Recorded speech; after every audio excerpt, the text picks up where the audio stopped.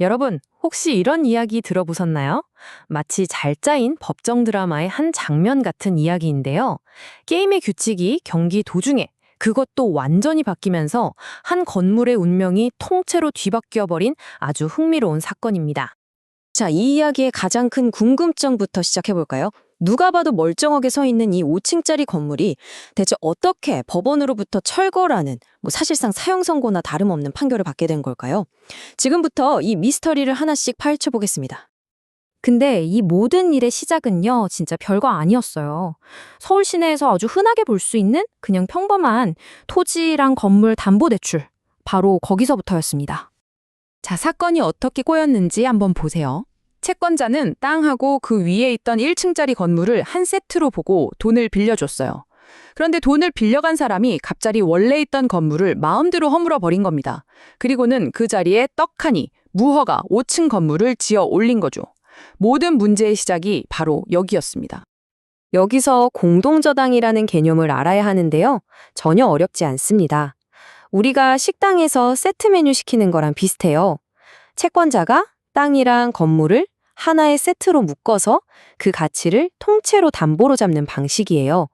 만약에 문제가 생기면 이 세트 전체를 처분해서 빌려준 돈을 돌려받을 수 있는 채권자 입장에서는 아주 중요한 안전장치인 셈이죠. 채권자 입장에서는 당연히 화가 나죠. 그래서 새로 지어진 불법 건물을 당장 철거하라고 소송을 걸었습니다. 그런데요, 여기서 정말 생각지도 못했던 아주 강력한 법의 방패에 딱 가로막히고 맙니다. 그러니까 첫 번째 소송에서 양쪽 주장은 아주 명확하게 갈렸어요. 채권자는 내 땅이니까 당장 건물 치워라고 했고, 건물주는 아니 법이 내 건물을 보호해주거든 하고 맞선 거죠. 아주 팽팽한 싸움이었습니다. 아니, 건물주가 뭘 믿고 저렇게 버티는 거야? 싶으시죠? 그 방패의 이름이 바로 법정지상권입니다. 말이 좀 어렵죠? 그냥 건물 철거 방지권이라고 생각하시면 쉬워요. 특정 조건만 맞으면 땅 주인이 누구든 상관없이 내 건물을 지켜주는 법이 자동으로 부여하는 아주 막강한 권리입니다. 심지어 당시 법원은 이 오래된 대법원 판례를 따르고 있었어요.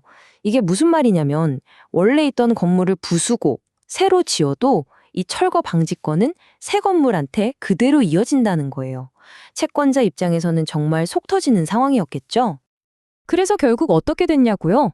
첫 번째 싸움은 채권자한테는 썩 만족스럽지 못한 결과로 끝났어요.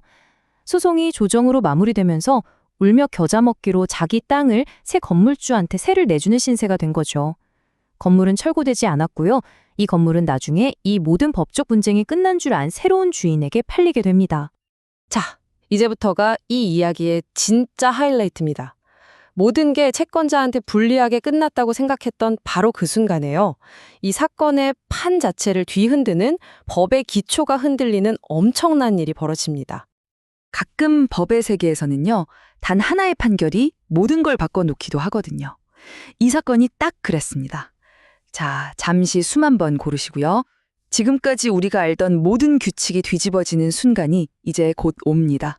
바로 이겁니다. 오늘 이야기의 핵심이에요.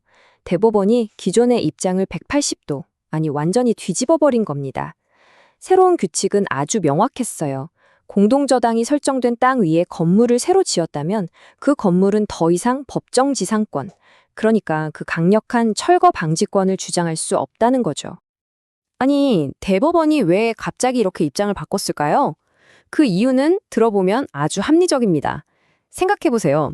채권자는 처음 계약할 때 땅이랑 원래 있던 그 1층 건물의 가치, 즉 그 세트 메뉴 전체의 가치를 믿고 돈을 빌려준 거잖아요. 그런데 갑자기 나타난 새 건물이 땅의 가치를 뚝 떨어뜨리게 놔두는 건 채권자한테 너무 불공평하다는 거죠. 금융거래 신뢰와 안정을 지키기 위한 아주 중요한 판단이었습니다. 이제 이야기의 마지막 장입니다.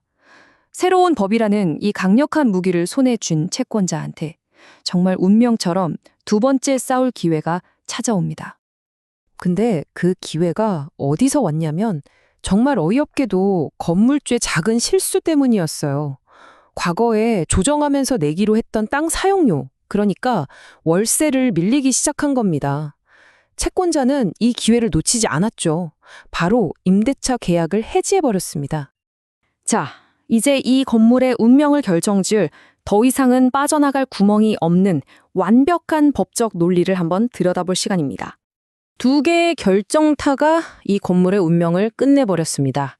첫째, 이제는 새로 바뀐 대법원 규칙이 적용되니까 이 건물은 애초부터 철거 방지권이란 게 없었습니다.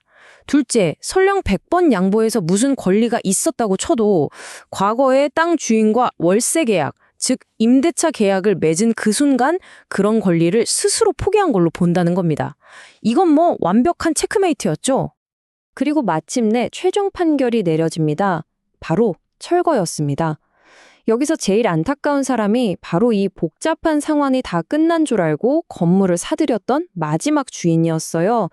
그는 결국 자신이 투자한 모든 것을 잃고 건물이 무너지는 걸 지켜봐야만 했습니다.